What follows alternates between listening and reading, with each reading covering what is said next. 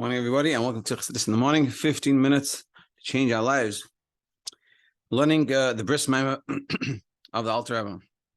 It's basically, we started off by asking a very powerful question. Why did Abraham wait till he was 99 years old, till his command to Hashem to do a Bris? Why didn't he do, like he did all the other mitzvahs, he even did Ev Tavshilin, brings down the Gemara, even Ev Tavshilin he did, which is only, it's not even Deraisa, Derabanan, it's a Gezer Derabanan. So what's going on over here? Why didn't he do the bris? So obviously it's not because he was lazy, chas v'shalom, or anything like that. It must be because there's something deep about the bris. So in order to understand why he waited, we have to understand what's the bris. So then we brought down there's two levels of bris. Like we saw in the Pesukim. There's a bris milamata l'mayla coming from below to above, which we just started to discuss yesterday, and there's a bris milamayla l'mata, above to below.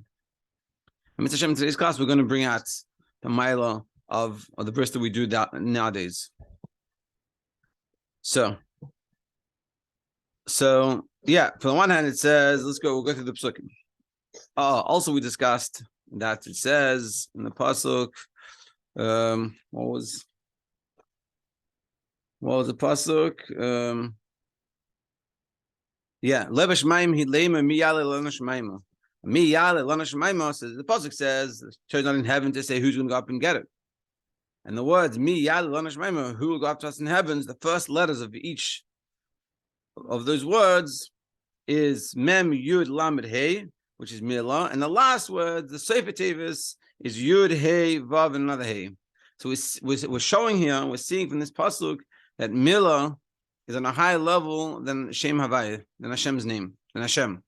Levels of Hashem. Of course, there's more levels of Hashem. The level of Hashem is of Havai, which is sort of the source of creation. What the Mila is on a high level. And then we discussed there's two types of Mila. There's a Mila that Umaltim is Alas Levavchem, you should circumcise the portion of your heart, meaning the closeness we have to work on the closeness. We talked about it and also talking about Shuvah. And then there's a deeper level, which is sort of the gift Hashem gives us, which is Umal Hashem Levavcha Es Levavcha. Hashem will circumcise your heart. Hashem will help you.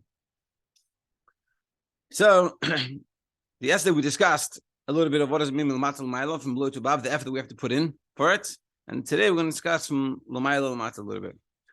V'hinei al mil ashni on the second type of milah hazay shitiyah lacha keep the galus, which is going to be after in gathering of the galus lacha keep Torah. Cool, and after we complete our job of fulfilling the whole Torah, it says mi yale lanu hashemayma, which is the rest of Tevis of milah, who's going to up us in heaven, which are first letters of that word. This word mi yale lanu hashemayma, who's going to go up to us in heaven and get it, is milah.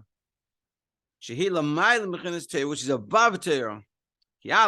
So what we're saying is that the milah that we're talking about, this gift from above, is above Torah. Why is it above Torah? Because it's called Torah. Now we're going to Torah. It says Lo v'shamayim. Torah is not in heaven. Shehi nishpelas lamata. Torah. The whole purpose of Torah is to come down. Davka, like I said, brought down the Gemara. Sham Rabbi Shiur ein mashkich labaskel. But don't listen to a baskel. Meaning there's a discussion in the Gemara, and someone proved that he goes, if I'm right, a baskel from Shemayim will say I'm right. So a heavenly voice from heaven comes down and says, this guy's right. So they answer him back, I don't care what when they say in Shemayim, we don't live in Shemayim. Torah is down here. The purpose of Torah is to be brought down here. The Torah is in a low level. Torah is down here. It's as it has come down here. Torah is not in heaven, it's down below.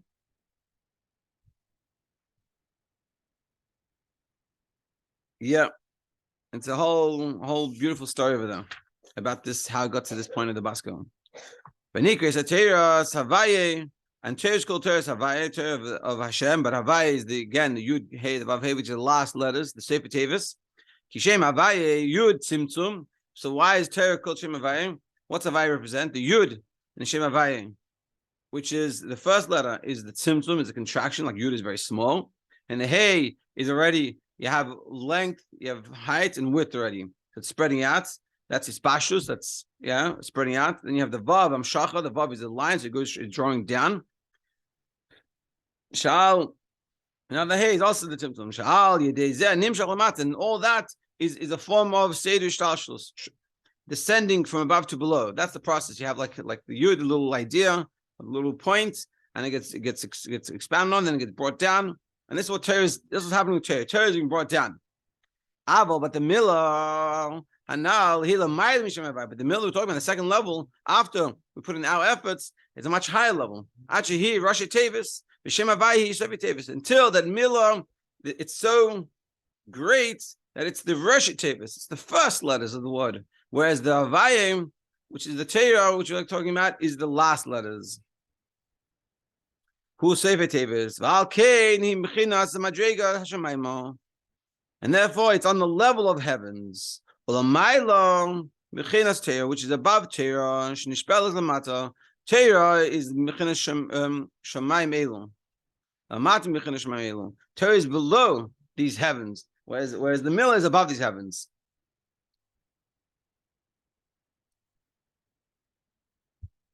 Yeah. There it is. Okay. Next point. And that's why there I say, God of Milah, great is the Milah. Those 13 covenants were made in the Bris.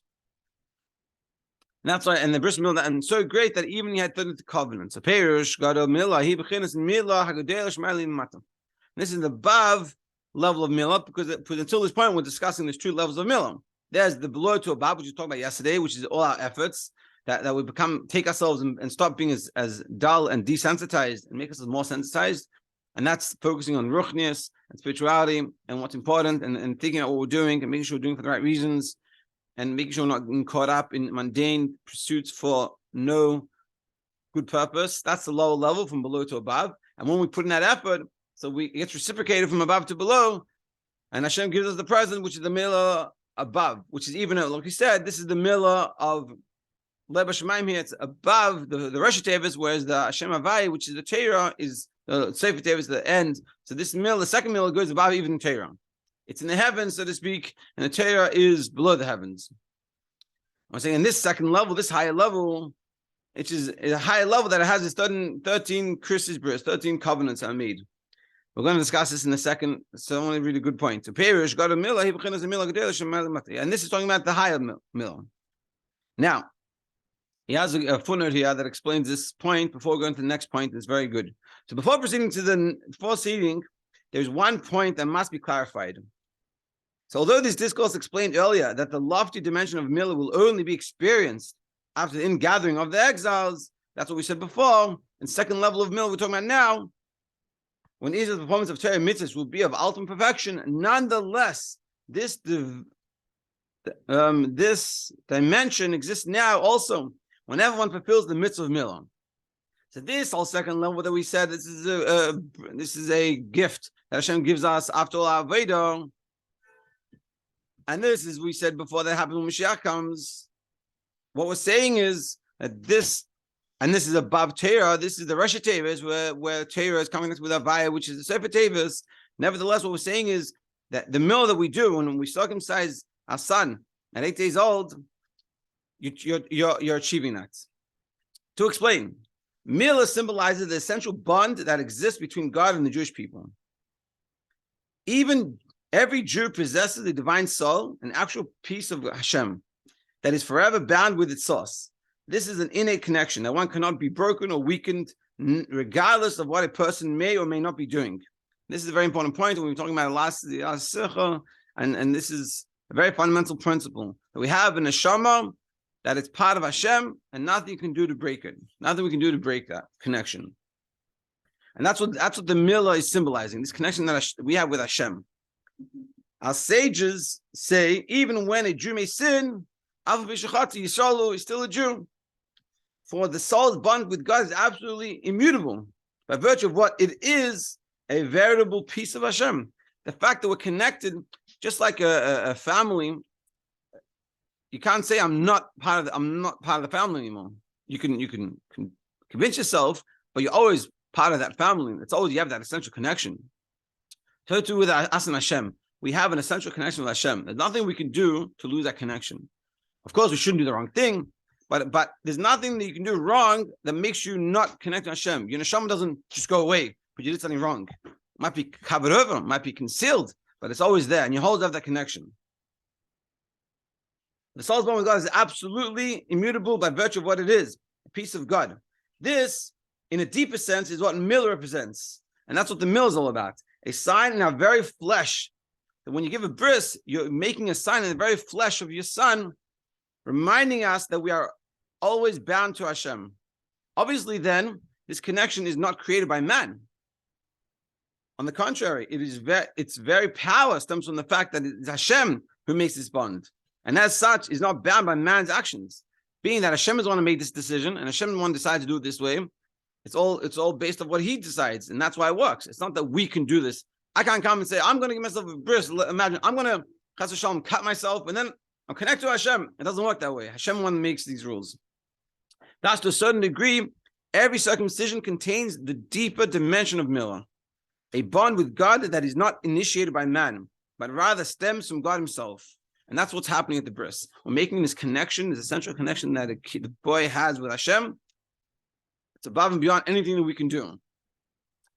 If this is true of every milah, what then will change? We'll skip this part for now because it's not so important. But the point, that's what we're saying. When we achieve, what we achieve by the milah is this. We're even above Torah mitzvahs. We're instilling and we're showing, we're connecting the child, and we're showing that that child is connected to Hashem. It's irrelevant what happens after that. Of course, it is relevant that we should do the right things, but it's irrelevant to that connection.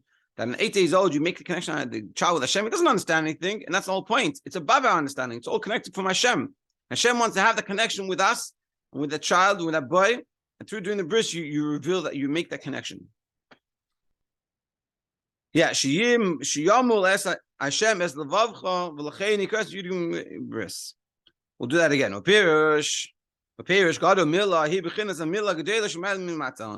what does it mean? The great milah. This is the which we talk about. Which on the great milah you have the 13 covenants. This is talking about the milah that comes from Hashem. Hashem will circumcise your heart. That's how it's made with 13 covenants. So what does this mean? Now we're going to explain what this means. We're going to go to another. We're going to talk about what does it mean, a connection. The explanation is like this. Like it's known, Chris's bris, the idea of a covenant. What's a covenant? What's a pact? Yeah, he says covenant. What is it? It's something that's above reasoning. Like for example, two people that love each other, Chris's bris, they make a covenant, make a pact. To love each other. What is it? What are you doing when you make that pact? Take two friends, and you can do this. Everyone can do this. And I know people that have done this before. And you have friends, and you say, you know what? We're connected. We're making a pact. We'll always be connected. What's the idea? The hainu sheyurchrach liyois oyavoy afim loy haya nimshach etzlei avazul elav achar kach mitzad haseich v'hadas b'kol makom machris es atzma la'avo b'china shel mayli miseich v'hadas. Meaning, when you're having good times with someone, you say, you know what? Let's say you're single, we're not married yet. It's Hashem, we're going to get married someday, and what's going to be with life, I don't know, but we're making a pact, we're always going to stay friends, we're always going to stay. And then, and when you do that, so then when times get shaky and rough, and you move on to different places, and different things happen, and sometimes things could get in the way, chas v'shalom, the bris comes, and it helps you reconnect, stay connected. Even if mitzad seichel, logically, there's a problem. You did this to me. Whatever it is, you make the bris, and the bris is reaching a level above that we're deeper connected. And therefore, kadei liyos, just finish off this page. Kadei liyos gilei avam shachar b'chinas milah gudela. Now, in order to bring down this high level of milah, sure b'chinas marav tucha, which is in this level of how fortunate we. Who al yedei you'd give him midas arachim, it's through the third attribute of mercy, shehein lamayla michachim, which is above intellect, v'aseichel, and understanding. V'lachach hi lamayla b'chinas shemavai. That's what's even above shemavai. Lamayla b'chinas teir, and even above teir. Moshe you'd give you'd give midas rachamim. Hey, b'chinish l'mal mitera. L'chein sham hu slich l'avin. So you'd give this midas rachamim is that mercy. We have this in Elul that it reaches above and beyond, and above and beyond your mistakes. And I guess we should discuss this more tomorrow. Basically, you have Torah, and Torah is over here, and Torah is you do the right thing, good. You do the wrong thing, bad. Yud Mizrachim is above it, and it comes to a place above. It's like in a relationship. You do something wrong, but then you get to a deeper level in the relationship that what you did wrong is not negeya. Not that you don't have to fix it, but our relationship is deeper than that. That's in a healthy relationship, you're able to tap into that level. And this is a very important level. And when we do a bris, we're sort of reaching to that level. And that level is above your mistakes. It's like a child, chas v'shalom, having a bad day with your child and is misbehaving. When chas v'shalom, something bad happens and nothing true, like you get saved, it's irrelevant what he did in the morning. If he chucked his eggs on the floor, when that child gets saved, you're going to give them the biggest hug. And the Yud Mizrachim is tapping to that deeper level. Not necessarily has to come out from a negative situation, but the point is the Yud Mizrachim is that deeper level, that it's above what your child does. There's the child's actions, which is Torah mitzvahs, and then there's the deeper level of that connection you have with your child. And that's what Yud Mizrachim are, and this is what's happening by the bris. You're tapping to this level that's above Torah mitzvahs. To be continued tomorrow. Have a great day, everybody.